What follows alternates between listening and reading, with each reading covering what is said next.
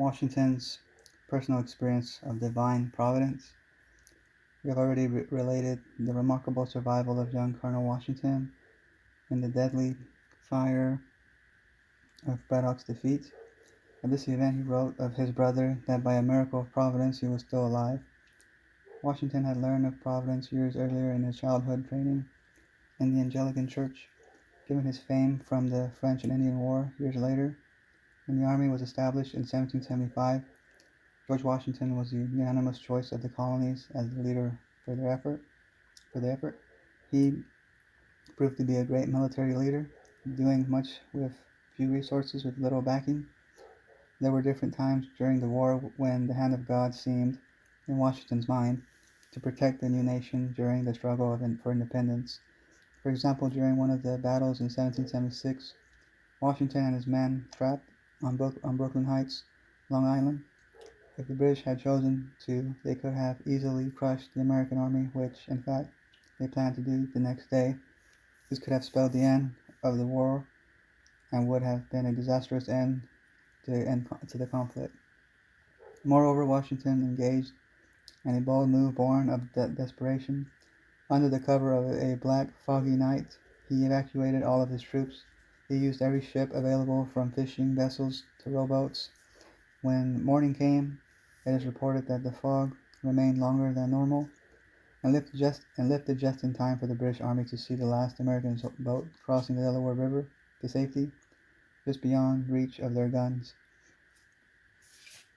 Events such as this were the evidence for Washington that God's providence favored the American cause.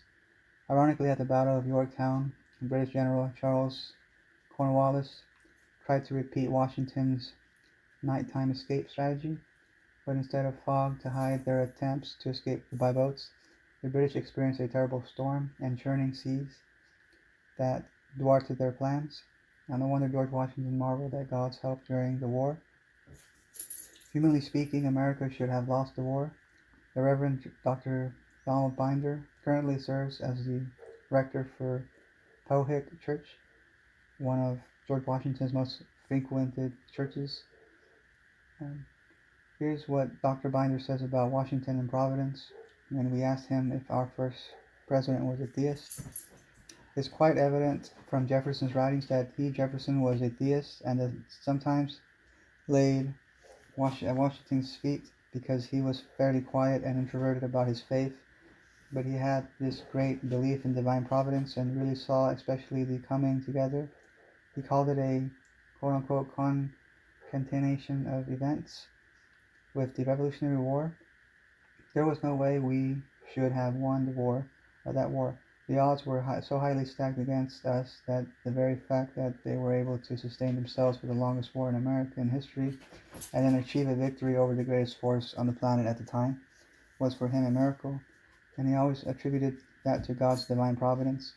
Now that clashes with one of the tenets of theism, which is that God is sort of behind the scenes and sort of sets the world off and spins it into motion and doesn't have any type of interactivity with it. But the whole notion of divine providence which Washington espoused clashes totally with that. He saw God's hand in bringing him the victories and in sustaining him and his troops throughout the war.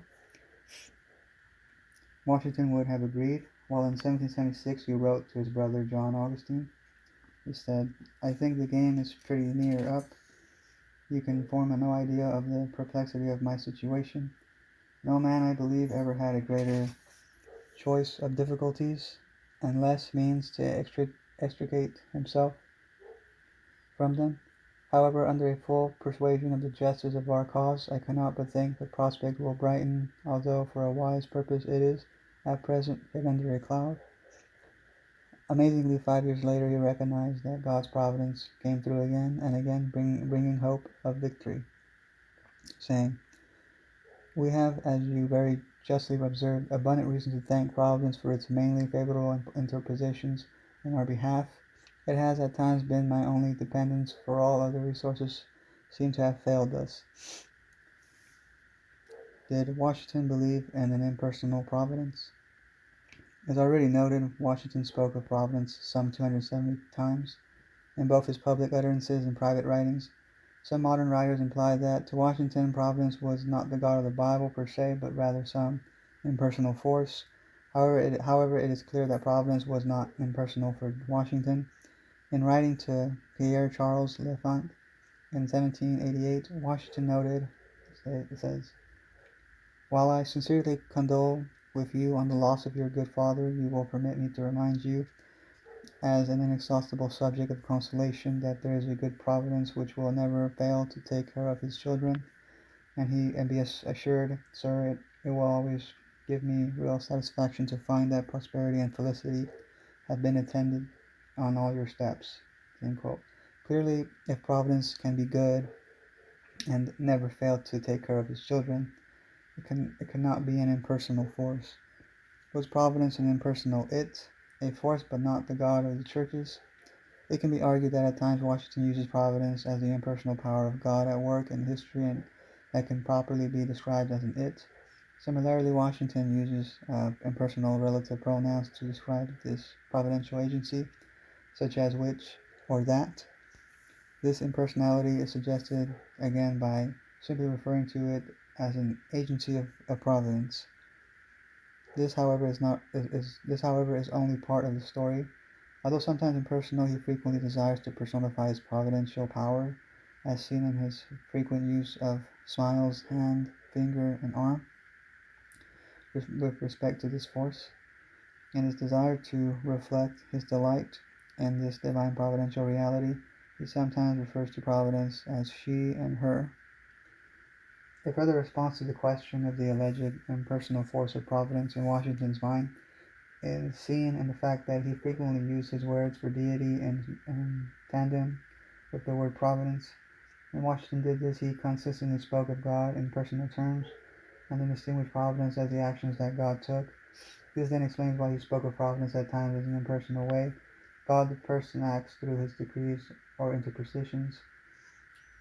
Actions are not personal, but they reflect the personality of the person who does in fact act. This then not only explains the impersonal references to providence, but it also accounts for the personal references that Washington used with respect to providence. These personal occurrences of providence, however, cannot be accounted for if Washington viewed providence as an impersonal force that was intended to take the place of the God of the church. Thus, we find in Washington's writings and speeches that providence is also used in a personal way with the masculine personal pronoun he, as well as with the personal relative pronoun who and whose. Providence is not just an impersonal force that of being, but of being. The providence is constantly associated with deity by being defined as divine providence and as divine government. Moreover, Washington never refers directly to God as an it, as he does occasionally with providence. God is personal while providence in itself is not, unless the term is being used figuratively for deity. Parallel to this, Washington's use of heaven follows a similar pattern. Heaven is a place and thus is impersonal, but since it is the place of God's dwelling, by figurative language and association, heaven takes on the personality of God because of Washington's identification of the impersonal actions of providence with the divine agent behind providence. In Washington's mind, providence becomes a legitimate object of divine adoration. The biblical source of George Washington's understanding of providence. Is there a Rosetta Stone or a translation in Washington's own words where he defines what he means by providence? We believe the answer is yes. It is found in a letter he wrote in response to the Hebrew congregation of Savannah, Georgia. He said this, saying, "May the same wonder-worker deity who, long since delivering the Hebrews from their Egyptian oppressors, planted them in the Promised Land, whose providential agency has lately been conspicuous in establishing these United States as an independent nation, still continue to water them with the dews of heaven and to make the inhabitants of every denomination participate in the temporal and spiritual blessings of that people whose God is Jehovah." The significance of this letter is that it confirms that when George Washington referred to providence, he was thinking in terms of the God of the Bible, by saying that the same God who delivered the ancient Hebrews in the Exodus from Egypt was the same God who delivered America, and they're calling him the providential agency. Washington is giving us his translation of the term providence. For Washington, providence is the work of Jehovah, the God of the Bible. Likewise, when we met with Mary Thompson, research specialist at Mount Vernon, we asked her opinion about Washington and his faith. She explained that Washington's beliefs were not those of a theist. Here's what she said. For about the last 40 years, the standard interpretation has been that George Washington was a theist. I started research about 7 years ago on his religious beliefs in order to answer an inquiry from a visitor, and what I found very early on was that this was a man who believed that God took an active role in the founding of the United States, a man who believed that God took an active interest in people's lives, and that the way a person behaved in reference to God would influence how God related to him, and that's not the belief of a theist. She adds this comment in reference to George Washington and Providence. She says, I would think that God and Providence are synonymous in Washington's mind. When you look at a number of the letters, it becomes obvious that he feels that Providence is all-knowing, all-wise, that Providence is involved in what happens in the world. George Washington's sacred fire. We ought to be no less persuaded that the propitious smiles of heaven can never be expected on a nation that disregards the eternal rules of order and right, which heaven itself has ordained, and since the preservation of the sacred fire of liberty and the destiny of the republican model of government are justly considered as deeply, perhaps, as finally stacked on the experiment entrusted to the hands of the American people. George Washington's first inaugural address, 1789. In his first inaugural address, Washington explained that an experiment had been entrusted to the American people. What was at stake in America's experiment in self-government was this quote, preservation of the sacred fire of liberty, end quote. This sacred fire had been entrusted to Americans by heaven. Liberty's flame was sacred and holy because it was sustained by heaven's eternal rules of order and right. Washington believes that the great American experience with the Republican model of government had no hope of success without regard for these rules and without the aid of the propitious or gracious smiles of heaven. America's responsibility to keep the divinely given sacred fire burning brightly was understood from the birth of our nation. The Continental Congress, of which George Washington was a member, acknowledged this trust in 1774 when they gave their explanation for their understanding of the magnitude of the task on which they were embarking for generations to come, saying, "It is an indispensable duty which we owe to God, our country, ourselves, and posterity, by all lawful ways and means in our power to maintain, defend, and preserve those of these civil and religious rights and liberties for which many of our fathers fought, bled, and died, and to hand them down entire to future generations." Is it possible to preserve America's sacred fire of liberty if we strip the divine from our history and suppress our heroic founders, the concern for the sacred? The repackaging of history. Reverend Mason Weems, George Washington's first biographer, opened his biography of George Washington with these words. He says, quote, "Go thy way, O George, die when thou wilt. We shall not look upon thy like again." End quote.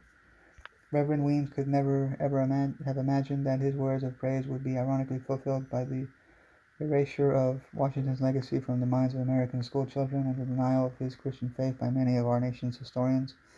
This is happening reflecting the adage that, quote, "the living can make the dead do any tricks they find necessary," end quote. The recreation of George Washington into a theist has been considered necessary by secular historians in order to create a secular America. This is not to say that everyone who treats Washington as a theist necessarily subscribes to the theory that the founding fathers were secularists by and large. In his book, A History of the American People, the esteemed British historian Paul Johnson viewed Washington as a moderate theist, while Johnson nevertheless clearly recognizes the critical role the Christian faith played in the founding of this country. But some scholars have essentially become used to quoting other scholars and have pursued their own original research. This enterprise of remaking George Washington in particular into a theist has been one of the most successful repackaging of historical figure ever. But in the process, a great disservice has been done to our founding father, for no longer can it be said that Washington is, quote, "first in war, first in peace, and first in the heart of his countrymen, end quote. This loss of our historical consciousness of Washington's centrality in our nation's history was preceded by the denial of his Christian faith, yet the evidence overwhelmingly establishes that Washington was a devout 18th century Anglican Christian. George Washington's sacred fire, based on Washington's own words, demonstrates that no other conclusion can honestly and accurately be reached, for if we intend to truly do justice to history rather than to the hubris of historical revisionism, we must let the words, actions, and primary sources of Washington be determinative in our interpretation of him. Washington never claimed to be a deist. Washington never claimed to be a theist. In fact, he criticized theism on various occasions, as we have demonstrated throughout Sacred Fire, as is summarized below, and further, he openly and repeatedly claimed to be a Christian. His entire life and words opposed the leading themes that theism sought to establish. Not only did Washington celebrate Christian character, he attacked both publicly and privately the ethics that flowed from theism. By way of review, Washington's rejection of the foundational tenets of theism can be seen by the following. Theism claimed an absentee God. Washington proclaimed an active God of Providence in history over 270 times. Theism rejected divine revelation. Washington declared America's greatest benefit was, quote, the benign light of revelation, end quote. He alluded and referred to the Bible over 200 times. Theism held to the non-divinity of Christ. Washington declared Christ to be the quote, divine author of our blessed religion, end quote. Throughout his life, Washington supported Christian missionary efforts, declaring, quote, and above all learned the religion of Jesus Christ, end quote. Theists considered prayer to be useless. Washington composed over 100 written prayers, openly writing of his, quote, pious, earnest, and fervent prayers, end quote. Washington marveled at God's providential care for the American colonies. Theism affirmed the equality of all religions. Washington called on America, quote, to imitate, end quote, Christ, and, end quote, the divine author of our blessed religion, end quote, in his, quote, humility, charity, and pacific temper of mind, end quote. He called on Americans to pursue true religion, since only in this way could we be, quote unquote, a happy nation. Theism sought the exclusion of religion from government. Washington claimed that, quote, true religion is the surest support for government, end quote, and that, quote, religion and morality are indispensable supports for political happiness, end quote. It has been claimed that Washington agreed with Thomas Paine on titles for deity, but when compared carefully, Washington's robust and extensive theological vocabulary reflects the Christian clergy of his day, and not that of the deists who had a meager and truncated vocabulary for deity. Further, he and Paine had a fatal falling out when Paine committed himself to the deistic tenets of the French Revolution. Theism reflected an anti-clergy spirit that also reflected itself in non-participation in the churches. Washington was a faithful church attendee and superlative vestryman, with literally scores of friends and correspondents who were Christian ministers. Washington, in fact, never used the words theist or deism. His closest synonymous was infidel, and when he used that word, he said that a man was, quote, worse than an infidel, end quote, who could not deny God's providence in a specific instance during the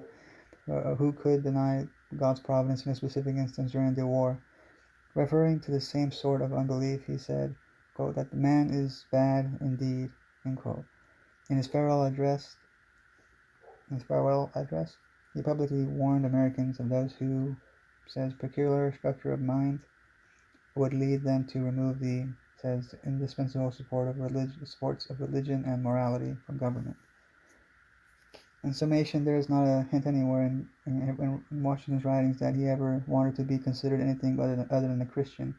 His own words show that he desired to be known as an honest man from Virginia. He was loyal to his roots, his family, his church, his country, and his God. Those who would transform him into a theist must produce the requisite written historical evidence to show that he intended to be viewed as a theist. Scholars have no authority simply to revise history in an effort to accommodate an increasingly secular America. These facts remain the facts even when they are manipulated and shaded to hide the truth. When the facts explicitly demonstrate that Washington was a Christian, we ask every scholar in America the simplest request: provide us with only one historically verifiable statement from Washington's pen where he declared himself to be a theist. We only ask for one, but the truth is it cannot be found. There is no evidence for Washington's deism. It is a scholarly myth. The deist Washington is an exemplar of the very worst of scholarly historical revisionism. Meanwhile, as we will reiterate below, there are numerous instances of his professed Christianity. A summation of the evidence of Washington's Christianity. Throughout George Washington's sacred fire, we have presented the evidence that proves that George Washington was without doubt a Christian. In brief, we have shown that he was from a British Christian culture and from a Christian family and Anglican tradition. His childhood, home, and education were clearly Christian. His military career was layered with liturgical services, prayer, Christian theological terms, and the use of the Book of Common Prayer. His wife Martha was a devout Christian, and her children and George's stepchildren were raised and educated in a Christian environment. He actively served in the leadership of the Anglican Church and sponsored 8 children in the Christian sacrament of baptism, something that Thomas Jefferson would not do because his Unitarianism prevented him from taking the required public vow to the historic Christian faith.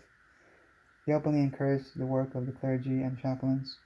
His theological vocabulary was vast. He spoke of God some 140 times, the divine 95 times, heaven 133 times, Providence over 270 times, and used various honorific titles for God some 95 times, and alluded to over 200 different biblical texts, some of them scores of the time, making the instances of his allusions to Scripture to be well over 300 times.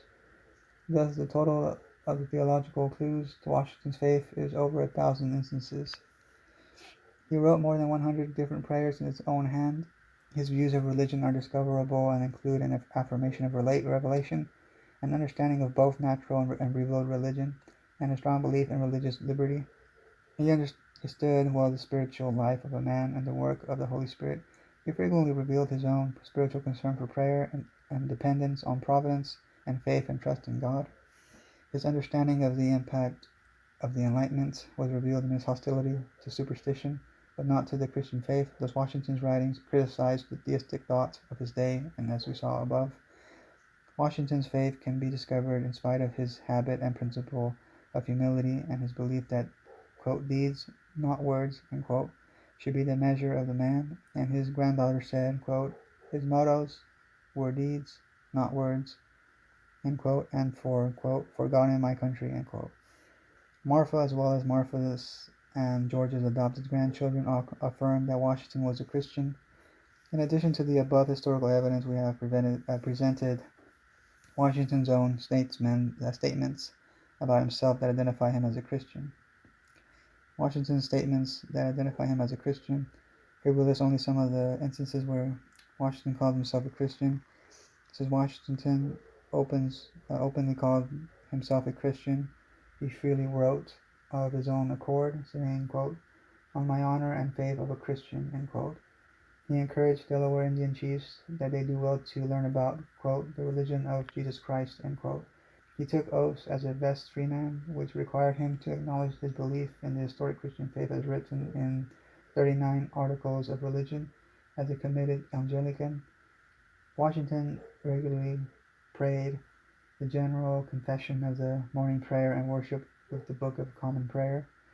Washington, in various private settings, identified himself as a Christian, for example, urging one of his correspondents to be more of a, quote, a man and a Christian, end quote.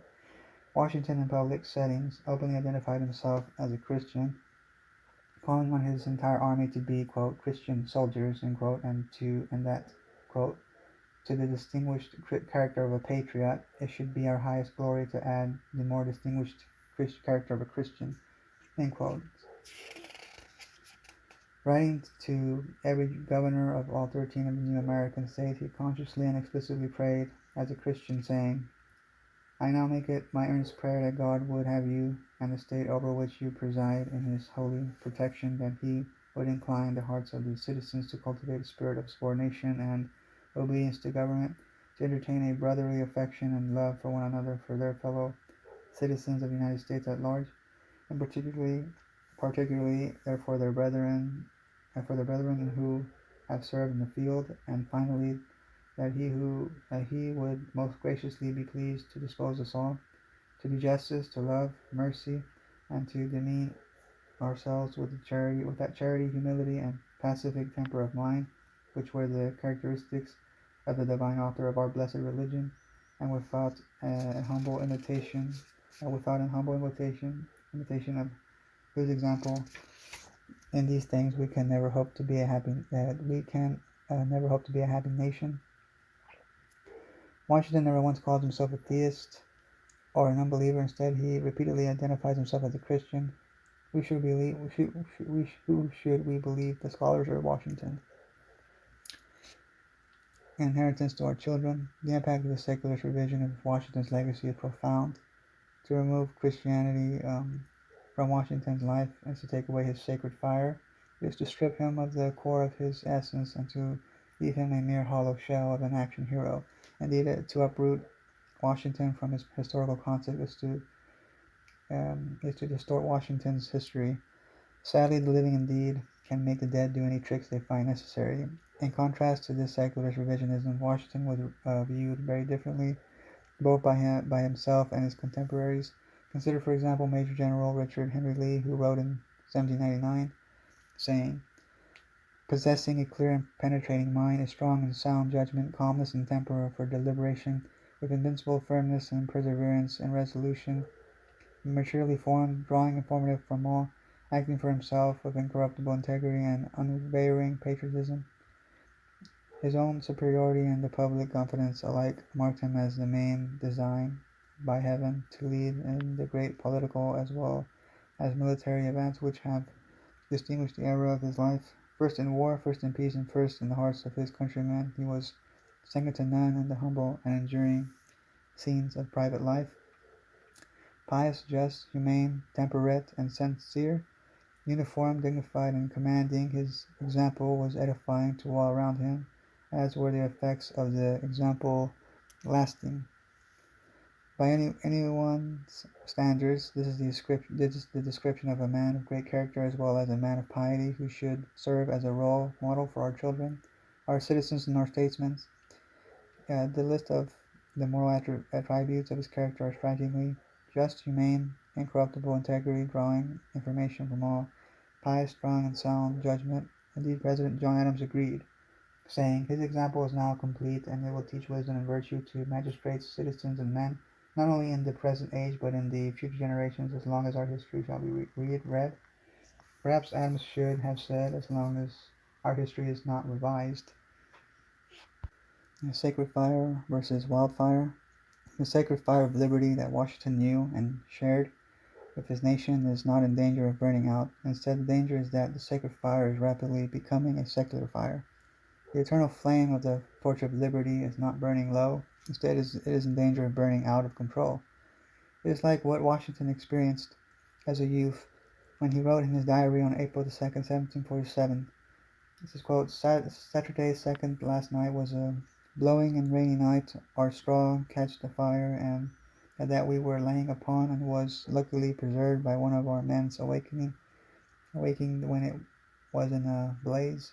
End quote. There is a crucial difference between the sacred and the secular, between a sacred fire and a secular fire, between a fire in the hearth and a fire of the roof, between a Christian Washington and a secular Washington. It is the difference between ordered liberty and moral anarchy, between liberty and lasciviousness. Lasciviousness is an abuse of liberty. It is the spirit of anything goes. In contrast, Washington believed in ordered liberty, liberty under God's law. Washington was keenly conscious of the distinction between liberty and lasciviousness. He addressed this point on various occasions to the states he wrote, saying, "We shall be left nearly in a state of nature, or we may find by our own unhappy experience that there is a natural and necessary progression from the extreme of anarchy to the extreme of tyranny, and that arbitrary power is most easily established on the ruins of liberty abused to lasciviousness." To John Augustine Washington he explained, "Liberty, when it degenerates into licentiousness, begets confusion, and frequently ends in tyranny or some woeful catastrophe." In his first inaugural address, he declared, "Every valuable end of government is best answered by the enlightened confidence of the people and by teaching the people themselves to discriminate the spirit of liberty from that of licentiousness, cherishing the first, avoiding the last, and uniting a speedy but temperate vigilance against encroachments with an inviolable respect to the laws." The difference between the spirit of liberty and licentiousness is the difference between Washington's sacred fire of liberty and the licentious secular fire of theists like Thomas Paine. This is profoundly illustrated by the differences between the revolutionary sacred fire ignited by the American Revolution and the revolutionary wildfire unleashed by the French Revolution, which resulted in widespread bloodshed. As we have seen, the differences between religion and morality versus secularism were a theme often addressed in the sermons that Washington approved. Washington believed that the fire of reason and the fiery passions of a society without the presence of the sacred, refining fire of faith would always burn out of control. A fire lit by human passions alone would be ablaze without limits, without direction, and leave devastation and carnage behind. George Washington's quote-unquote sacred fire of liberty was sacred precisely because of his ardent Christian faith. He understood that the American nation under God possessed a sacred fire to energize, guide, and sustain its experiment in the Republican model of government that was finally staked on the experience and experiment of the American people, the spirit of liberty. America's experiment in liberty continues. The question is whether we will light our future with Washington's sacred fire of liberty or the wildfire of a culture marked by a rootless historical amnesia. Washington did not Prometheus-like steal the fire of liberty from heaven. He received it as a sacred fire, a divine gift, informed by the eternal rules of order and rights which heaven itself has ordained. Washington knew that the divine flame of freedom would not light the path of a happy nation unless that nation pursued, quote, justice and love mercy, end quote. And further, Washington called upon his nation to follow the, quote, humility, charity, and pacific temper of mind, end quote, of Jesus Christ as their great example. For this, quote, divine author, end quote, of Washington's, quote unquote, blessed religion was the ultimate source of America's sacred fire of liberty, that which made them a happy nation. And finally, the phrase sacred fire of liberty manifests Washington's common practice of biblical allusion. The sacred fire of liberty is clearly suggested by the sacred book that Washington knew so well in the Bible. 2 Corinthians 3:17 says, Now the Lord is that Spirit, and where the Spirit of the Lord is, there is liberty." Here is the source of Washington's spirituality and the fuel for his sacred fire of liberty. The preservation of the sacred fire of liberty, Washington said, was entrusted to the hands of the American people as keepers of the sacred fire. Let us never forget that the destiny of the Republican model of government is deeply and finally staked on us, and what we do with the divine gift of liberty. What can we do to assure that the sacred fire will burn as an eternal flame? Clearly, we must pass it on by educating the next generation. Washington understood the power of his legacy for the future generations. Referring to his congregational commission to command the Revolutionary Army, he wrote, quote, "If my commission is not necessary for the files of Congress, I should be glad to have it deposited among my own papers. It may serve my grandchildren some 50 or 100 years hence for a theme to ruminate upon if they should be contemplatively disposed." End quote. So once and for all, let us refuse to allow the secular revision of our history to extinguish the sacred in the life of Washington. The task is daunting, to be sure, but our founding fathers' words inspire us to press on to success, saying, "As the cause of our common country calls us both to an active and dangerous duty, I trust that the divine providence, which wisely orders the affairs of man, will enable us to discharge it with fidelity and success." Washington's sacred fire can and must burn brightly again. Dwight next highlights the theological doctrines of the Theists to show in what ways they departed from the historic Christian thought. Here we will summarize the thinking and representative doctrines of some of the leading philosophers considered by Dwight, followed by a summary of theological statements from Washington's writings to show that he disagreed with the theists at every point. Lord Herbert believed that all, quote, revealed religion, Christianity, was, says, absolutely uncertain and of little or no use, end quote. Washington believed that the pursuit of the Christian character should be our, quote-unquote, highest glory. Thomas Hobbes' concept was that man was a mere machine and that the soul was, quote-unquote, material and mortal. In contrast, Washington looked forward to a, quote-unquote, glorious immortality. Charles Blount declared that divine revelation was unsupported because men could not agree on the truth of it. Washington declared that heaven has given the, quote-unquote, treasures of knowledge to citizens of America. Lord Shaftesbury believed that the scriptures were an invention and miracles, quote-unquote, ridiculous and inconsequential. Washington spoke of the, quote-unquote, the Word of God and found the scriptures to be so trustworthy that he referred to, quote-unquote, the proof of Holy Writ to confirm that the truth of his words. Robert Collins saw the prophets as, quote-unquote, fortune tellers, and thus Christianity was based on a false foundation. Washington wrote of the veracity of Christianity in terms of, quote-unquote, true religion, true piety, and a true Christian. William Tyndale asserted that the scriptures were contradictory, confusing, and incomprehensible. Washington found the scriptures to contain the eternal rules of order and right, which heaven itself has ordained, and the path of faith, which is, quote-unquote, so plain. Thomas Chubb declared that God was indifferent, prayer improper, Christ's life and teachings ridiculous and useless, the apostles impostors, and their teaching unworthy. Washington wrote of, quote-unquote, good providence, and he prayed faithfully as he, quote-unquote, earnestly implored the divine being in whose hands are all human events. He called on America to imitate, quote-unquote, the divine author of our blessed religion. David Hume, in a notable and perverse logic, conceived that what is seen as God's perfection, quote-unquote, perfection, may in reality be defects, and his truly excellent nature is one of malice, folly, and injustice. Washington wrote consistently about the goodness of Providence, that, quote-unquote, all-wise and merciful disposer of events. Lord Bolingbroke acknowledged providences, yet argued that there was no foundation for belief in them. God was ultimately unconcerned with man, and that there would be no final judgment. Washington attested to the goodness of Providence, stating which will never fail to take care of his children, and recognized the wrath of God, saying the aggravated vengeance of heaven.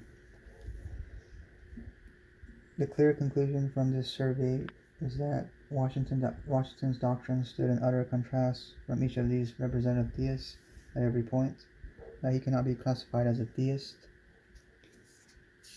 It says, the ethics of the theists versus Washington's ethics.